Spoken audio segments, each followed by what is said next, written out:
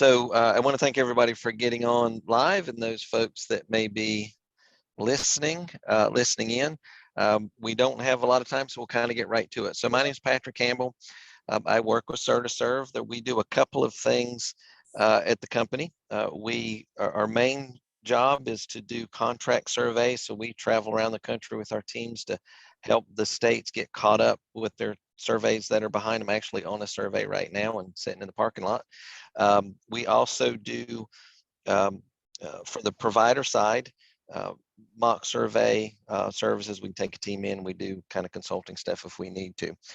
So I've been surveying for almost 20 years. I've been a nurse almost 30 years. And anyway, so that's a little bit about me. In the time that we've got, I wanted to cover two quick things. And that's going to be related to infection control and citation rates and how to keep us out of trouble with those. So when we look at the number one tag that's been cited according to CMS's statistical website as of the middle of May this year, and we're looking at all types of surveys, and this is going to be in the state of Maryland. So all types of surveys. So that would include complaints, research, and infection control surveys. So you may not be surprised by this, but the number one tag is F884, and that's the new tag that requires reporting to NHSN. And hopefully you all are familiar with that. You know, we've been reporting COVID infection rates to them. They've also added now that you have to report your vaccination rates to them. But in the state of Maryland, out of 186 surveys that have been completed for fiscal year 2020, so that would have been from October of 21 through now, through the middle of May, 69% of the surveys that have been completed have resulted in this tag. Now, the interesting thing about F884, the surveyors will look at that when they come out, but CMS is also automatically looking at it. And it's probably not news to you all, but you've got to do this reporting. It's got to be at least once a week, and CMS is kind of automatically getting you for that. We'll go into a little bit more detail about that. The second tag we're going to talk about real quick is F880, and that's going to be our number two cited tag. Now, there's a big drop there. It drops down to just under 10% of your surveys. We are citing that in Maryland about 10% of the time when we go out. And again, that would include focused infection control surveys where we're really, really looking at infection control. And we know in the last two years, there have been lots of components added to that. Thing or whatever for whatever. Okay. So we got some new folks joining. You might want to mute, and then we'll open it up for questions here when we get right at the end. Your state average is 6.5 tags. That puts you right there at national average. I think that's about 6.7 right now. So Maryland's kind of treating you guys pretty average. And you'll see there for fiscal year 2022, we noted that there's 186 surveys. Now, according to their documentation, and I looked at this 50 different ways trying to find out if this was accurate or not, they're saying that 29 of those were complaints and only 2 annual surveys. And those were done in December, and it appeared that they were done at the same chain of homes. These other surveys would all be infection control surveys.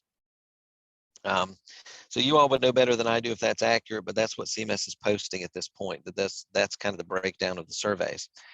So we want to talk just a little bit about what you can do to make sure that you are good with 884 and F880 and stay out of trouble with those. So F884, easiest fix ever. You just need to report. CMS has zero tolerance for this though. So you've got to report at least weekly, and they want you, once you've picked the day you're going to report, to always report about the same time, so that same day. Now, when it started, there was a start date that said, and it was a Sunday by midnight, I think, that you had to submit by that date. And then you could submit more frequently than that. So let's say you decided you wanted to always report on Wednesdays. Well, you could report on Wednesday because that was only 3 days later, so you were within 7 days. But then you need to report every Wednesday after that. The bad thing about this tag is there's zero tolerance. CMS runs a report every week to see who submitted on their day that they have chosen to submit, and that was up to you. And if you didn't submit, they're just going to mail you a bill. That first bill is going to be about $1,000. And if you do it again, it goes to $1,500, and it will increase as you go. And we can see they're citing this 70% of the time. So we've got some issue with systems in Maryland about these things getting missed. The best way to make sure that that doesn't happen is look at your system. Is there some kind of alarm that goes off to say, hey, today's the day to do it? What we've seen a lot of times is the person that normally does it gets behind, they get busy, they're off, they're sick, and we don't have a good backup system to make sure that somebody's doing it when that primary person isn't there.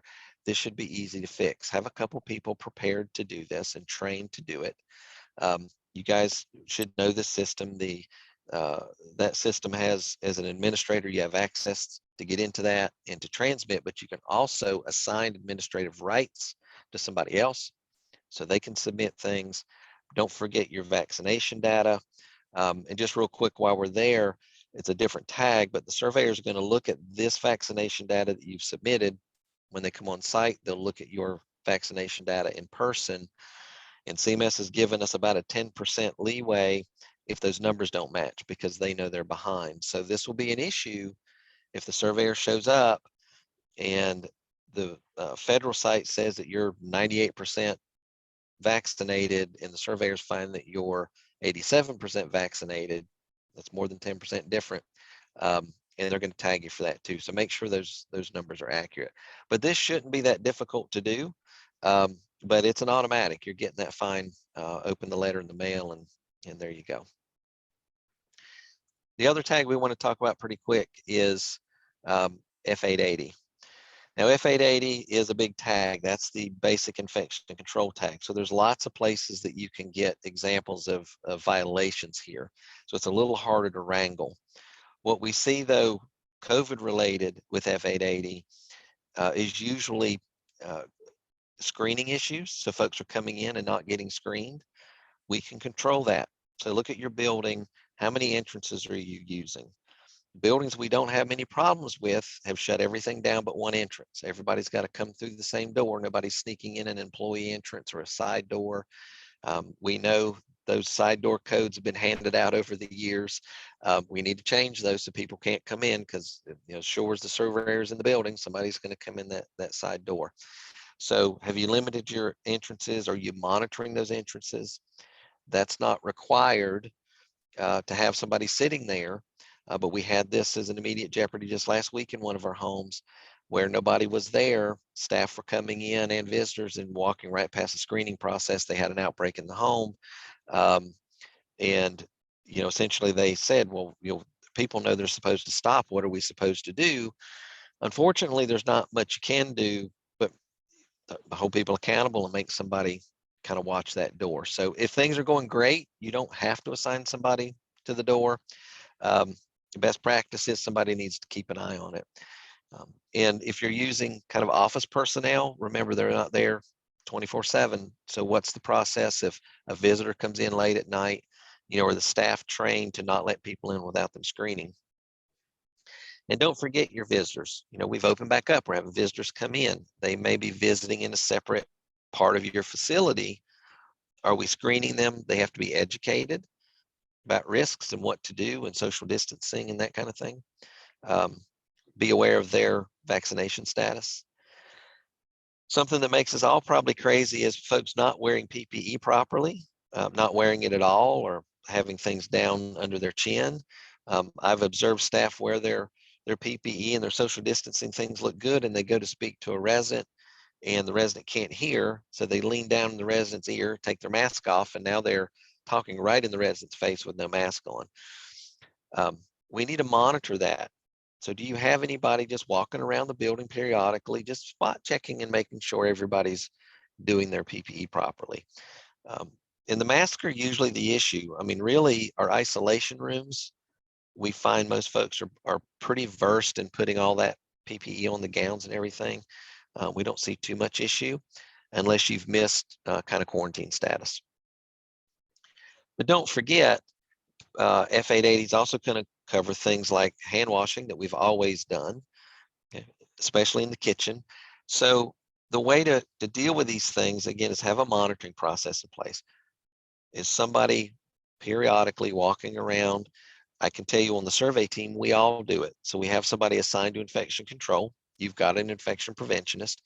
But as a team, we're always on the lookout. And you should do that as well. So any of the management team walking around that building needs to have in the back of their mind, I'm always looking for infection control or mask pulled up. If I see somebody come out of a room with dirty linen, how are they carrying it? Let's pop into the kitchen, make sure they've got paper towels. I mean, we see crazy stuff in the kitchen. Are folks washing their hands? And then the other big place we get away from COVID that we have infection control issues would be with wound care. Okay. What's the technique? Are we changing gloves and washing hands? Are the fields clean? Are we just grabbing a table out of anywhere and putting our wound care stuff on it? And the broken record is the way we fix this is to monitor it. So my wound care nurse is good. I trust what they're doing. I'm not real concerned about it. However, I am going to every couple of weeks just pop in and watch wound care. And that does lots of stuff for me. It lets me see their technique. It makes me confident that their measurements and their staging looks good. So it's all kind of having a plan. And then in my experience with this monitoring thing, and I mentioned kind of telling everybody should keep an eye on this. That's tricky because when everybody keeps an eye on stuff, nobody keeps an eye on anything because they think somebody else is doing it. So consider assigning responsibilities. Patrick, you're going to kind of go down the 200 hall every other week and just kind of hang out for a few minutes and watch what the staff are doing. Or, Allison, you're going to go watch, I want you to just watch one wound care a week just to see what's going on. You're going to get a little better response when somebody's assigned to a duty and they need to report back. So those would just be things to consider, things that I've seen not work and seen things that I have seen work. F880 is difficult. You're responsible for everybody in the home 24/7. It's real difficult. But with vigilance and you get after somebody enough, it'll stick and become second nature. Just don't let things lapse back. We're seeing outbreaks again when things have settled down, so just be very careful. That's going to just about take my time, but I did want to just pause for a minute and see if there were any questions, anything I can help with, and anything survey related. If we've got just a minute, if it's outside of these things, I'm happy to help.